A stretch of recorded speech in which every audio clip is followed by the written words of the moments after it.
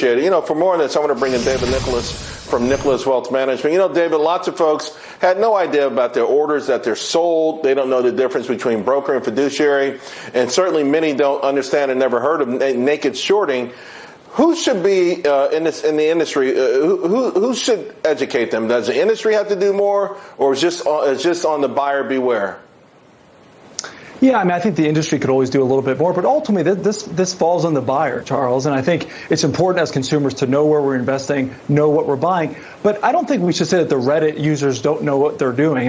I think in terms of the trade itself, maybe not the platform. They know exactly what they're doing. Millions of Reddit. If you spend time on the Wall Street Bets group, they're willing to buy these stocks of AMC, GME, and they're willing to lose everything. I've never seen anything like this. They're willing to lose everything if it means sending a message to these hedge funds. It's absolutely fascinating. And so when you see this, you partly have to understand that this is not just about profit making.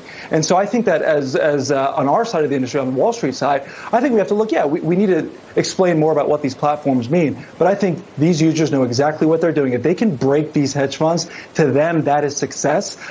Diamond hands, 1-share gang, 2-share gang, they're all in it. I've never seen anything like it. It's pretty fascinating. All right. And this GameStop saga, it continues, but also we're hearing silver, we're hearing SPACs, that they may be the next ones. I will say that some Reddit users have reached out to me to say that the silver news was actually fake news planted by hedge funds, so the plot obviously thickens. But either way, I think there are some attractive aspects, particularly with silver here. What's your thoughts on that, David? Yeah, I think you're right. I think it's fake news I think hedge funds have been going on and pumping up silver, so you're spot on with that, Charles. I've been bullish on silver. We own some of the miners. The reason I like silver, though, is when you look at renewable energy, silver plays a very big part. So solar panels, even with wind turbines, silver, I think, is going to have a greater use going forward. So not just because of the action today. I think long-term silver really makes sense. You could look at the miners, or you can own SLV outright. What about additional new short squeezes? It's not a short squeeze, but I do think it's ironic. The number one percentage gainer in the S&P today is international flavors and fragrances. I was checking them out over the weekend. 43% short. The number one stock today. There was some other news, but it just feels like every time I look at these huge gainers, there's still potential short squeezes out there.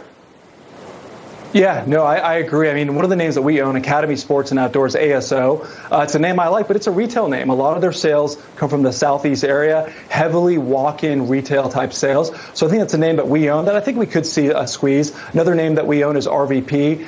It's a syringe maker with COVID, obviously with healthcare costs increasing, the need of response to COVID. I think there's some action there. But again, what we saw with GameStop and AMC, we can't just assume that's going to happen all the way around. There were some, gamma surges there with the options bets. I don't know if we're going to see that completely, but I think you could see room to run in a name like you mentioned, also Academy Sports as well. Yeah, it's just interesting because it doesn't have to be coordinated, but I just think the idea now is if one of these heavily shorted stocks has good news, historically they spurt higher anyway, and I think that's what also investors should understand is that you don't necessarily need an organized campaign to make a big money on some of these heavily shorted names. David, thanks a lot. We went through a lot. I appreciate it.